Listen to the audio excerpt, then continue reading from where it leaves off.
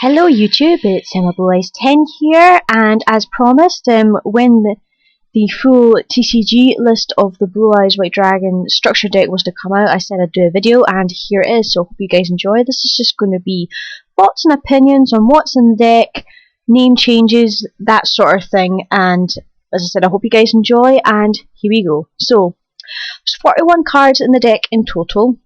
And it's actually been renamed, instead of the Blue-Eyes White Dragon Thundering Descent, it is now called the Saga of the Blue-Eyes White Dragon, which is an interesting name change, because I think the Thundering Descent sounds a lot more better because it sounds a lot more dangerous, just because of the amount of cards in here that can special summon the Blue-Eyes White Dragon in general. But anyway, the first one, of course you're going to get one Blue-Eyes White Dragon, sorry. Now, to me, that's a business trick with Konami. If you want 3 Blue-Eyes White Dragons to get 3 of everything else, then you have to buy 3 of the structure decks, because just putting 3 Blue-Eyes White Dragons in one deck would, I suppose,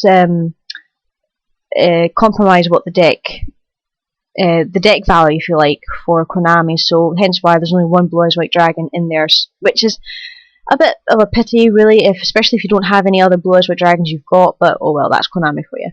One Rabby Dragon, which is a level 8 normal dragon monster. It's got 2950 attack, so it's quite close to the Blue-Eyes White Dragon, but I suppose it was to make up the fact that there's no other Blue-Eyes White Dragons in this deck. One Alexandra Dragon, one Luster Dragon, one Flamberl Guard, all normal dragon monsters, Flamberl Guard being a tuner monster as well, level 1. But Alexandrite and Luster Dragon are good choices, I think, because they're some of the highest attacking level 4 dragons in the game that are normal and don't have any side effects. Alexandra Dragon, of course, is a light type, which makes it good for light decks or anything with chaos in it, and Luster Dragon is wind type, but it's still a pretty dragon card. Next is the Maiden with the Eyes of Blue, or the Blue-Eyed Maiden as it's called, or Azure-Eyed Maiden in Japanese. This is basically the Kasara card, where if it's attacked, it can special summon a Blue Eyes, and if you target it with an effect, it special summons Blue Eyes. So if I can just actually open this in a new link, let you guys see what it looks like once it loads. Hold on. And there you go. There is Maiden with Eyes of Blue, and the trivia is she is actually based after Kasara. And to be honest, that's pretty cool, because Kasara was one of my favourite characters in the original anime, so. Next, we have Rider of the Stormwinds. I believe that's the Stormguard Dragon, and again, I'm just going to open that in the new link just to double check. I believe it's a level 1 tuner monster, light type, 500 attack, 500 defense. It's got an effect where it's equipped to a normal dragon type monster. If that monster is going to be destroyed, you can destroy it instead. So it's like a sort of similar to a Union monster in a way, but it's a tuner dragon type monster, which means it can combo with the cards of consonants. And here it is loading up. Yep, there it is. Yep, I'm pretty sure that was called Storm Dragon or something in the original. But as you can see, there's a dragon tuner, 500 attack, which means it can ride with the cards of consonants, which is pretty cool. Next is Darkstar Dragon, which is a Gemini monster. It's basically a heavy storm built into a dragon. We've got Kaiser Glider, which was a common card that Kaiba used. Now, Hieratic Dragon of Tefnu. This was the swap around for Max C. A lot of people are not happy that Max C was taken out of this deck, but the thing is, Max C is still a really good card, it's still expensive, and if it goes into a common, then obviously the value of it's going to drop even more.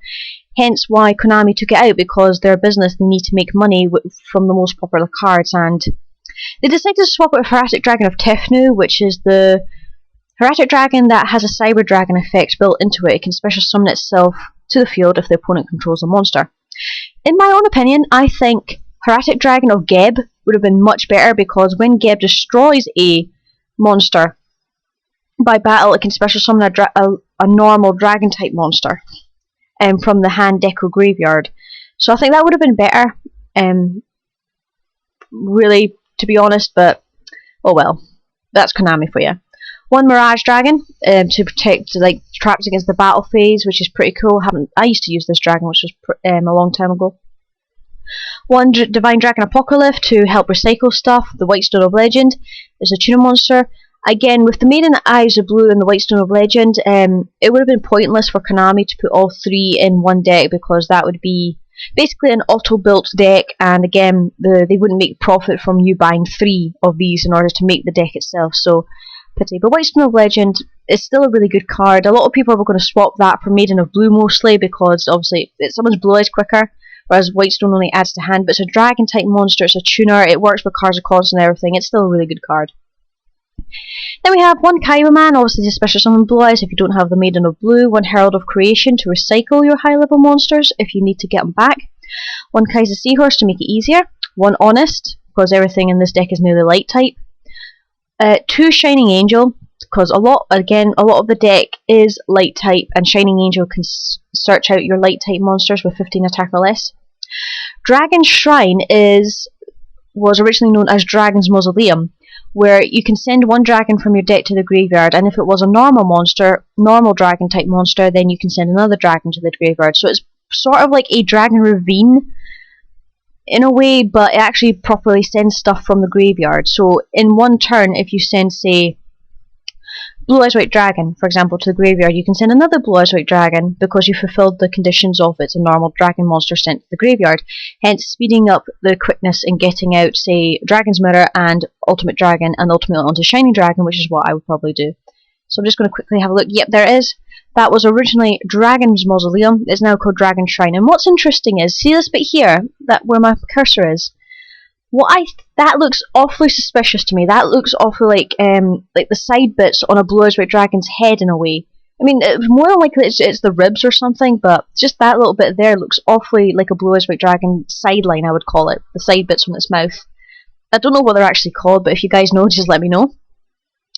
Silver's Cry. This was originally called the Bellow of the Silver Dragon, and of course Azure-Eyed Silver Dragon is also a key card in this deck, which I'll be showing you in a moment. There it is. This is basically a quick play Monster Reborn for normal dragon monsters. Target one dragon type normal monster in the graveyard, special summon it. You can only activate one of these per turn. Like the Dragon Shrine, you can only activate one of these per turn, because I don't think anybody would be happy being overpowered by 3 Blue Eyes White Dragons summoned out in one turn with this card, or fusion material monsters get into the graveyard quickly with the Dragon Shrine either. But this is a pretty awesome picture. I mean, a silver dragon on a mountain calling out for its brethren. Pretty awesome. I'm definitely going to be running 3 of these because it's just so good. I think it's just such a cool card. So that's pretty cool. And then one Burstream of Destruction, a classic Blue Eyes card. It's Japanese name. Of course, it's basically a Regiki, but target with a Blue Eyes White Dragon. Stamping Destruction and Windbeat of a Dragon, both spell trap destruction cards, and they're classics to be comboed with dragons. One Trade-In, because you do have quite a few high levels, or level 8s, I should say. One Cards of Constants, because you do have a few dragon tuners with 1,000 or less attack. White Elephant's Gift, now this is interesting. It's like Advanced Draw, but you have to tribute a non-effect monster on the field to draw 2 cards. So there's quite a few normal monsters in here, so you can use that in a way, but even so, I think it's tricky to use. 1 for 1. This is going to be such a help to the deck, just because you can get out your Maiden really quickly and do your combos with that, or if you've got a Blue Eyes on the field and you need to get a tuner out, you can summon at the white stone or something, or even combo this with 2 white stones, discard 1 white stone, get a Blue Eyes to your hand, summon at the other white stone, and then you can go into like synchros and whatever. Monster Reborn, because it's a basic card for all decks nowadays, although Kaiba still used it. Dragonic Tactics, just tribute 2 dragon monsters and special summon 1 from the level 8 from the deck. That's alright, but it depends on if you can actually swarm the field enough to do so. Chaz uses this in the GX manga, and I think it's a cool card, but very specific. Soul Exchange, I guess, I'm not too sure why that's in there. It's probably because it was a Kaiba card. Kaiba did use it, but because you've got melee level 8s in there, I don't think you could really use this to full effect. 1 Sorcerer of Veil Light, just to follow the opponent. 1 enemy controller. And then Castle of Dragon Souls, which I believe was something else in the Japanese, I can't remember its name. I think it was called Dragon Soul Castle, I think. But it's this trap card, continuous trap card. Once per turn, you can banish a dragon type monster from the graveyard and then target 1 face-up monster I control. It gains 700 attack until the end of the turn. And when this face-up card is sent to the graveyard, you can target a banished dragon one of the banished dragons monsters you have and special summon it, and can only control one of these per turn. So that's quite a good little card there. It's got like a sort of Levier effect into it where you can special summon a banished dragon type monster in a way back to the field. The fact that you can only control one face up per turn is a bit of a bugger, because obviously it'd be a bit too overpowered. But I believe that was called originally called Dragon Soul Castle, I think. But I'm not so sure about running this card in my own deck, to be honest, because as you know, I'm not really that very keen on remove from play, in all honesty. It's also like that other trap card, what was it called, that was released in Dragon's Collide? What was it? Dragon's Rebirth, where you banish a dragon type monster to special summon another one, which is interesting. Fiendish Chain, now this is a very good card. I haven't seen much of it in this format because Effect Veiler and Maxi and that sort of thing have been overtaking it, but Fiendish Chain is still a very good card for negating effects and stopping attacks. Kunai Train, kind of interesting how Joey's card is in what I would say is a Seto Kaiba deck basically, but oh well, it's in there. Damage Condenser, this is a good wee card where if you take any battle damage you can discard it and special summon a monster from the deck equal or less than the damage you took. So if you took say only 500 points of damage for battle damage, then you could summon out a White Stone or the Rider of the Storm Dragon, or even a Maiden if you need to. But I think there are other better ways of summoning them out. And then one Call of the Haunted, because again it's just a good little card with these kind of things. One Compulsory Evacuation Device to obviously bounce stuff back. Champion's Vigilance. This is basically a solemn judgment for normal monsters, a level 7 and above I believe it is. So if you control level 7 or above, you can negate almost anything except for summons. And then this is the very last card, and it's the extra deck card, and that is Azure-Eyes Silver Dragon. Now this is pretty awesome. And in the special edition of this, I think it's a Silver Dragon value box, you can actually get a huge card version of this, and I really want to get that if I can get it, so I can stick it on my wall and say I've got this. Anyway, this is basically an upgraded Blue Eyes White Dragon, except it's azure-dyed and it's silver. It's a level 9 Synchro Dragon monster, one tuner and one more non-tuner normal monsters. So a Maiden with a Blue Eyes, instant Azure Eyes, a White Stone with a Blue Eyes, instant Azure Eyes, or you can even go Maiden or a White Stone or the Rider of Storm Dragons with 2 level 4 normal dragons, say Alexandrite or Luster Dragon, instant Azure Eyes. And I think this is probably one of the more broken cards in the deck, because when it's special summoned, dragon type monsters you can currently control cannot be targeted or destroyed by card effects until the end of the next turn. And the thing is, it doesn't say when it's synchro summoned, it says when it's special summoned. So I assume it means that when this card is monster reborn as well, or summoned out by Call of the Haunted, this first effect will go off. So say if your opponent tries to do Dark Hole on a Blue Eyes White Dragon, you can get Call of the Haunted to this, you bring it back, its effect will go off, and the opponent's wasted a Dark Hole because he can't destroy the Azure Eyes, and he can't destroy the Blue Eyes because they've just been protected by his effect going off.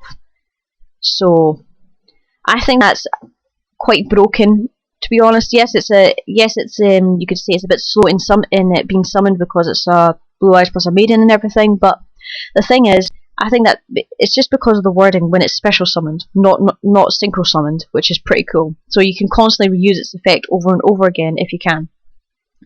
Also, once per turn during your standby phase, you can target one normal monster in the graveyard and special summon that target. It doesn't say dragon, it can be any normal monster, but since it's going to be mostly dragons here, you can guess it's going to be Blue Eyes White Dragon coming back.